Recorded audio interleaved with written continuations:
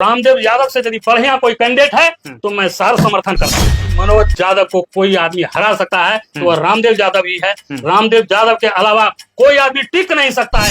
कि रामदेव बाबू अब चुनाव नहीं लड़ेंगे, किसी अन्य को मौका देंगे। हारे नहीं है, हमको हराए।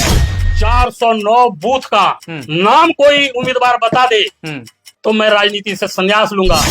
58 नंबर बूथ पर 400 वोटर काटा गया। विधायक जी बकस दीजिए, हम लोग का जमीन, हम लोग का जो हम वर्षों से जोत रहे हैं, हमारे जमीन पर आज इनका जो जल नल योजना है जाकर के आप देख लीजिए, सब कागज पर है, कहीं पानी लोगों को नहीं मिल रहा। तो ऐसे कैरेक्टर वालों को बेलहर की जनता बर्दाश्त नहीं करेगी। बहुत ऐसे लोग उम्मीदवार थे कि इनको जब तक हम हराएंगे नहीं तो हमको मौका नहीं मिलेगा। मेरा उम्र तो अभी मात्र 65 वर्ष हुआ है और हमें अभी क्षमता है।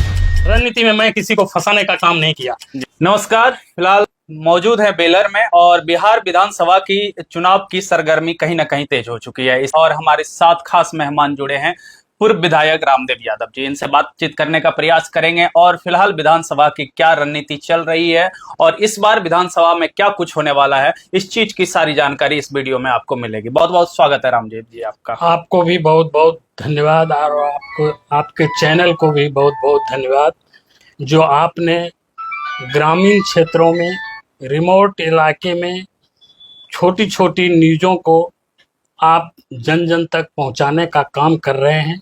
इसके लिए आपको बधाई। 1995 से लेकर के 2005 लगातार 3 बार विधायक रहे, फिर 14 साल बाद आपको मौका मिला फिर से विधायक बनने का, और अभी फिलहाल मनोज जी यहाँ से विधायक हैं बेलहर विधानसभा से। क्या रणनीति चल रही है इस बार बिहार में, क्या लगता है, और बेलहर में क्या लगता है, आप किस हिसाब से तैयारी कर रहे हैं? और तेजस्वी जी काफी सारे फरमान लेकर के इस बार नए नए फरमान लेकर के आ रहे हैं, तो इस पर आपका क्या राय है, किस हिसाब से आप देखते हैं अपने विधानसभा को? सबसे पहले तो मैं आपको बताना चाहता हूं कि सूबे बिहार में आज तेजस्वी जी जन जन तक पहुंच रहे हैं, आम आवाम की आवाज को उठा रहे हैं। और सबसे जो महत्वपूर्ण बात तेजस्वी जी ने सूबे बिहार में वोट बचाओ अभियान चलाया है, जिसमें आप जानते हैं कि 65 लाख लोगों का नाम मतदाता सूची से हटा दिया गया है। और युद्ध स्तर पर पूरे बिहार के लोगों को जागरूक करने के लिए लगभग 25 जिलों में अब तक वोट बचाओ अधिकार यात्रा करके लोगों को जगाने का काम कर रहे हैं। इससे आम मतदाता में काफी रोष है, जो उनका नाम कट गया है। जो लोग मृत हो गए हैं उनका कटा है तो कोई बात नहीं है, लेकिन जो जीवित हैं, ऐसे भी उदाहरण आपने देखा होगा कि राघोपुर से सुप्रीम कोर्ट तक पहुंचाने का काम किया गया है। कल भी हम लोग निमिया पंचायत के रिमोट इलाके में, आदिवासी इलाके में हम लोग गए, वहां भी बहुत ऐसे लोगों का नाम कट रहा है। हमारे कार्यकर्ता चारों तरफ घूम घूम करके, और हमारे जो बीएलए हैं वो भी जा करके नाम जुड़वाने का काम हम लोग युद्ध स्तर पर कर रहे हैं। लेकिन इतनी बड़ी संख्या में, इतने कम समय में नाम जुड़वाना काफी कठिनाइयों का सामना करना पड़ रहा है। दूसरी ओर हमारे तेजस्वी यादव जी ने एक, ये आपको मैं दिखाना चाहता हूं, ये घोषणा इन्होंने किया है, संदेश इन्होंने दिया है कि प्रत्येक माई बहन मान योजना के तहत यदि हमारी सरकार बनेगी तो हम लोग इनको 2500 रुपये हम इनको प्रत्येक महिला को, जो वयस्क महिला है, इनको देने का काम करेंगे। इसके अलावा इन्होंने कहा कि जो 400 रुपया पेंशन है उसको हम 1500 करने का काम करेंगे। जो दिव्यांग है, जो विधवा है, इन तमाम लोगों को ऐसी सुविधा के लिए हमने ऐलान किया, तो वो 400 से बढ़ा करके 1100 किया। ये सारी बातें आज जन जन तक हम लोग पहुंचाने का काम कर रहे हैं। रह गया बेलहर के विकास की बात, आपको मैं बताऊं, और आपका घर सुइया के इलाके में आप जानते हैं, बिल्कुल बरसों से हम खुद जब विधायक बने तो भूसना नदी के पार, चाहे वो कटसकरा हो, चाहे वो भेलवा हो, चाहे वो चतराहन हो, चाहे वो तेलंगवा हो, चाहे वो फुलारा हो, चाहे वो आटा हो, चाहे वो भेलवा हो, चाहे पीड़रा हो, तमाम ऐसे सैकड़ों गांव और दर्जनों पंचायत में लोग बड़ुआ नदी में पार नहीं कर पाते थे। जब कोई बीमार पड़ता था तो बड़ुआ नदी में वर्षा के दिनों में बड़ुआ नदी के उस पार ही दम तोड़ देते थे। इसके अलावे मरीज को कितनी असुविधा होती थी आप जानते हैं। इसलिए मैं जब विधायक बना तो चारों तरफ चौमुखी विकास के लिए हमने काम किया। पुल बनवाया, सरकंडा में पुल बनवाया, तमाम जगह सामुदायिक भवन बनवाया, शिक्षा के लिए हमने हाई स्कूल बनवाया, शिक्षा के लिए स्कूल का प्रोन्नति कराया, मध्य विद्यालय में प्रोन्नति कराया। उधर आप नवाडी जाने के लिए कोई रास्ता नहीं था, उसके लिए पुल बनवाया। चारों तरफ सुइया के इलाके में, जंगल के इलाकों में भारी लोगों को सामना करना पड़ता था। विकास की धाराओं में हमने आगे बढ़ाने का काम किया। और आज भी मैं कल गया था निमिया पंचायत के अम्हारा और निमिया गांव में, जहां निमिया गांव में अति पिछड़े का गांव था, अम्हारा में रजक लोगों का गांव था, पिछड़े लोगों का गांव था, तेतरकोला में जहां आदिवासियों का बाहुल्य है, उन सब इलाकों में पीने का पानी नहीं था। वहां तेतरकोला में भी मैं चापाकल बनवाने का काम किया था।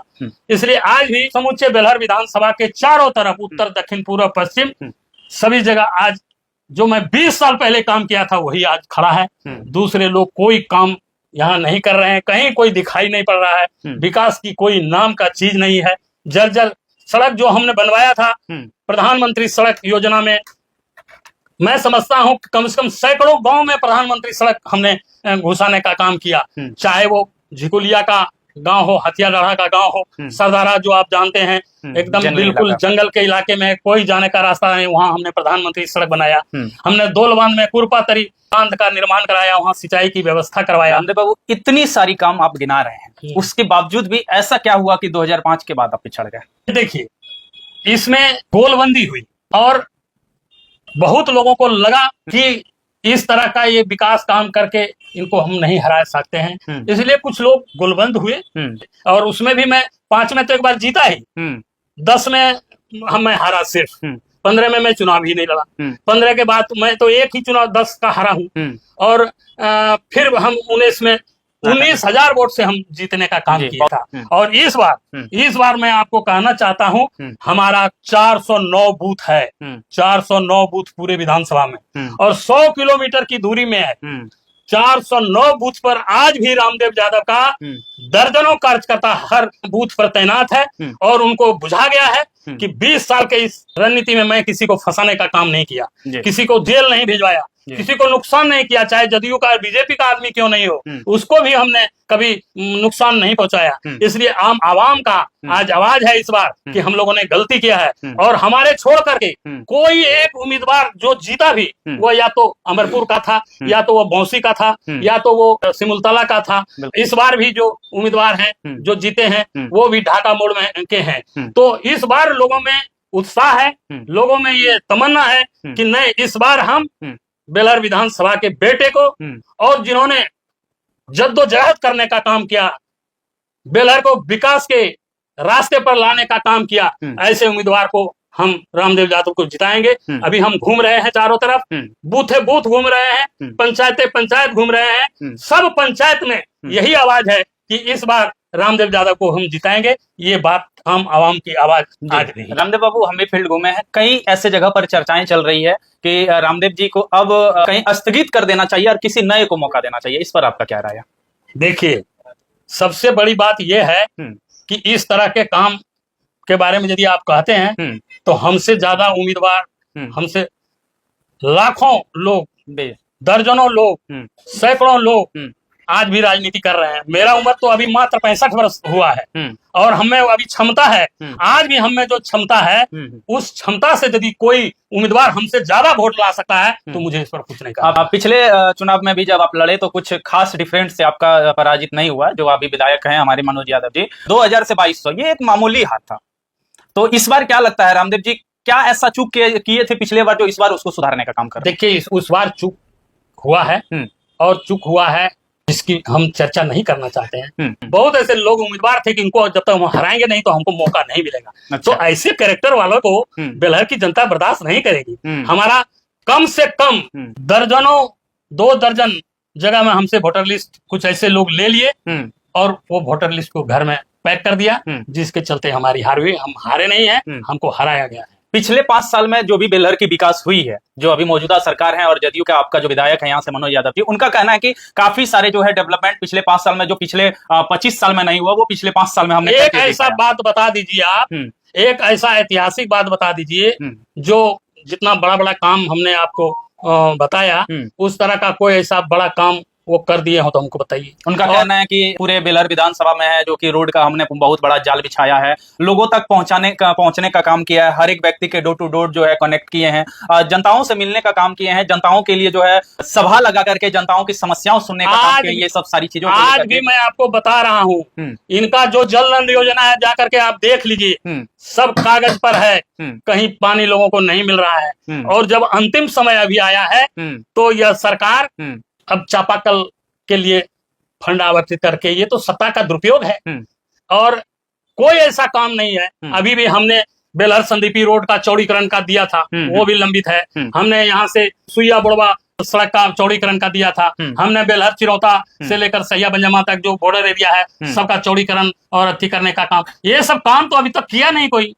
अच्छा, आप अगर इस बार आप चुनाव लड़ते हैं, अगर आप जीतते हैं तो ऐसा क्या कार्य करेंगे पिछले साल का, मतलब पिछले जो भी आपका कार्यकाल रहा उसके अपेक्षाकृत क्या ऐसा बदलाव आप करना चाहेंगे बेलहर को, जो कि थोड़ा हाईलाइट हो और बांका ही नहीं बल्कि पूरे बिहार में बेलहर 1 नंबर पर है? ये देखिए, हमने आपको कहा चाहे वो शिक्षा का क्षेत्र हो, चाहे स्वास्थ्य का क्षेत्र हो, कोई ऐसा एगो अस्पताल, कोई रेफरल अस्पताल बनाया बेलहर में? बताइए आप। नहीं, स्वास्थ्य के मामले में फेल है। शिक्षा के क्षेत्र में मैं आपको बताना चाहता हूँ, कोई ऐसा ITI, कोई ऐसा पॉलिटेक्निक कॉलेज, कोई इस तरह डिग्री कॉलेज, कोई ऐसा काम इन्होंने किया? तो इस तरह के जो बड़े काम है, इस काम को हम अंजाम देने का काम करेंगे और बेलहर का बच्चा, बेलहर का स्टूडेंट, बेलहर का लोग को इस तरह की शिक्षा मिले, ये काम हम करेंगे। बदलाव को लेकर के रामदेव यादव जी हमेशा से एकाग्र रहे हैं। युवाओं की जो रोजगार को लेकर के है, ऐसा कहा जा रहा है जैसे कि अभी आपका नजदीकी बेलहर विधानसभा, कटोरिया विधानसभा, वहां से सरकारी काफी ऐसा फंड आ रहे हैं, जैसे कि आपका एक कॉलेज बनने वाली है, वो भी कटोरिया, कैंप बनने वाली है, आर्मी कैंप बनने वाली है, वो भी कटोरिया। उसके बाद बहुत सारे ऐसे प्रोजेक्ट हो जो कटोरिया में इन्वॉल्व किया जा रहा है। क्या बेलहर में वैसी जगह नहीं है जहां पर वही तो मैं आपको कह रहा हूँ कि यहाँ पॉलिटेक्निक कॉलेज बनना चाहिए, यहाँ डिग्री कॉलेज बनना चाहिए, यहाँ इंजीनियरिंग कॉलेज बनना चाहिए, यहाँ नर्सों के ट्रेनिंग के लिए कॉलेज खुलना चाहिए। इस तरह का टेक्निकल चीज आज स्वास्थ्य विभाग में नहीं है। नर्स का ट्रेनिंग करने कहाँ जाएंगे? कर्नाटक जाएंगे, कहाँ जाएंगे? तमिलनाडु जाएंगे, कहाँ जाएंगे? राजस्थान जाएंगे, कहाँ जाएंगे? दूसरे राज्य में जाएंगे। क्या राजस्थान के तर्ज पर या आपको अन्य राज्यों के तर्ज पर क्या यहाँ टेक्निकल कॉलेज नहीं खुलना चाहिए? बिल्कुल। कौन ऐसा प्रयास कभी आवाज उठाया विधानसभा में? आपने कभी देखा बेलहर के लिए विधानसभा में कोई आवाज उठाने का काम इन्होंने किया? हम लोग के हमारे टाइम में ही, मैं जब 1 वर्ष के लिए बना तो बेलहरनी नदी में जो अभी वो खंडवारनी डैम है, जिसको बेलहरना जलाशय योजना कहते हैं, तो उसका जो नहर था उसको पक्की कराने का काम हमने किया, पूरा सिंचाई के लिए व्यवस्था करने का काम हमने किया। प्रशासनिक तौर पर आप क्या बयान देना चाहेंगे, क्योंकि अभी जो शासन कर रहे हैं, जैसे कि पिछले लगभग 20 साल में कुछ कार्यकाल आपका आरजेडी का रहा, बाकी तो जदयू का ही है और बीजेपी का ही है, एनडीए का है, लेकिन इसमें कहा जा रहा है कि ब्लॉक हो, थाना हो या कोई भी स्वास्थ्य विभाग हो, वहां पर जाने के बाद जो है जनताओं की कम सुनी जा रही है। पर मैं बताना चाहता हूँ, सबसे भ्रष्टाचार यहाँ किसानों को झेलना पड़ रहा है। आज सर्वे का काम हो रहा है, चारों तरफ लूट मचा हुआ है, कहीं भी जनता को कोई राहत नहीं है। कल भी हमको यहाँ लुल्ला माकारा से फोन किया कि मैं गया वहाँ अंचलाधिकारी के पास, अंचलाधिकारी ने मुझे डांट करके भगा दिया कि जाओ, तुम्हारा दाखिल खारिज नहीं होगा, तुम्हारा काम नहीं होगा। कोई आवाज ऐसा उठाने वाला है? खुले आम यहाँ लूट हो रहा है इस अंचल में। इस अंचल के अंचलाधिकारी के बारे में आम आवाम लोग हम लोग को आकर के कहता है कि विधायक जी बकस दीजिए, हम लोग का जमीन, हम लोग का जो हम वर्षों से जोत रहे हैं, हमारे जमीन पर आज प्रश्न चिन्ह लगा हुआ है, आज कालिख पोता जा रहा है, चारों तरफ सर्वे में लूट हो रहा है। इसलिए ये लोग ये प्रशासनिक बात आपने कहा, प्रशासन में आज भी आप चले जाइए, आम जनता को चाहे मृत्यु प्रमाण पत्र बनाना हो या अन्य कोई काम इस तरह का हो, आवासीय बनाना हो, आप चले जाइए, लोग कितने परेशान हैं, तबाह हैं। और आपको मैं पहले भी बताया कि आज भी कई लोगों का हर बूथ पर, एक बूथ का बात मैं आपको बताना चाहता हूं, 58 नंबर बूथ है, यही राजपुर में। राजपुर में 58 नंबर बूथ पर 400 वोटर काटा गया है, जो अभी प्रेजेंट है, जो अभी प्रेजेंट है। ठीक है, कुछ लोग नौकरी पेशा करते हैं, वोट देने के लिए आते हैं, लेकिन इस तरह का काम, SIR का जो काम है, ये पूरे तरफ फेल है। आम जनता को परेशानी का सामना करना पड़ रहा है। इसलिए प्रशासनिक दृष्टिकोण से आप चले जाइए आम आवाम के पास। कहता था कि नहीं, कहता है अभी नहीं, लालू यादव का ही राज था। हम लोग जब जाते थे, ब्लॉक का BDO हो, CO हो, दरोगा हो, वो डरता था कहीं लालू यादव के पास न पहुंच जाए। इसलिए आज गरीब कहीं नहीं पहुंच पाता है। जी बिल्कुल। बेलहर विधानसभा में चुनाव को लेकर के काफी सारी बातें आ रही है, जिसमें से एक एक करके हम स्पष्ट करना चाहेंगे।